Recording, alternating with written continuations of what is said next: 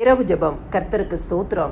சங்கீதம் 102:16. திக்கற்றவர்களுடைய ஜெபத்தை அலட்சியம் பண்ணாமல் அவர்கள் விண்ணப்பத்தை அங்கீகரிப்பார்.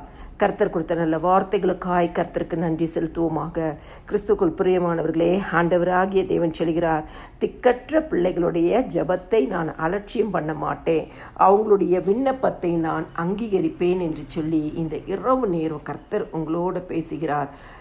ஒருவேளை உங்களுடைய இருதயம் புல்லை போல் வெட்டுண்டு உலர்ந்து போயிருக்கலாம். சோர்ந்து போன சூழ்நிலையில், தனித்து விடப்பட்ட நிலைமையில் காணப்படுகிறவர்களாக இருக்கலாம். எத்தனையோ காரியங்களில் ஆண்டவரே நான் தவித்து கொண்டு இருக்கிறேனே, நான் தள்ளப்பட்ட நிலைமையில் இருக்கிறேனே, சிறுமைப்பட்ட நிலைமையில் இருக்கிறேனே, திக்கற்ற நிலைமையில் இருக்கிறேனே, வழி எதுவுமே எனக்கு தெரியவில்லையே, நான் மனவேதனையோடு இருக்கிறேனே, மனபாரத்தோடு இருக்கிறேனே, குழப்பத்தோடு இருக்கிறேனே, புதிய மாதத்திற்குள்ளாய் நான் வந்திருக்கிறேனே.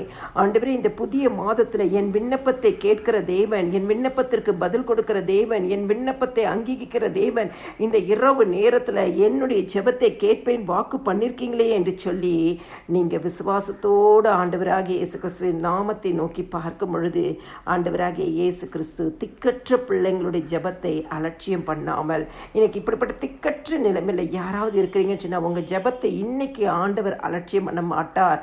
ஆண்டவராகிய இயேசு கிறிஸ்து அலட்சியம் பண்ண மாட்டார். உங்களுடைய விண்ணப்பத்தை அங்கீகரிப்பார் என்று சொன்னால் அது அப்ரூவ் ஆயிடுச்சு, உங்களுக்கு பதில் தருவார். இந்த இரவு நேரத்திலே தருவார். கிறிஸ்துக்குள் பிரியமானவர்களே, இயேசுவின் நாமத்தை வாயை திறந்து அறிக்கை செய்து, ஏசப்பா எனக்கு இதில் அற்புதம் செய்யுங்கன்னு சொல்லி இந்த இரவு நேரத்தில் இந்த வசனத்தை கொண்டு செவியுங்க. இந்த இரவிலே உங்களுக்கு அற்புதம் நடக்கும். நீங்கள் அதிசயங்களை காண பண்ண உங்களை பார்க்க வைப்பார். எல்லா துதியும் கனமும் மகிமையும் சோத்திரமும் என் ஆண்டவராகிய இயேசு கிறிஸ்து ஒருவருக்கே செலுத்துகிறேன். ஆமேன்.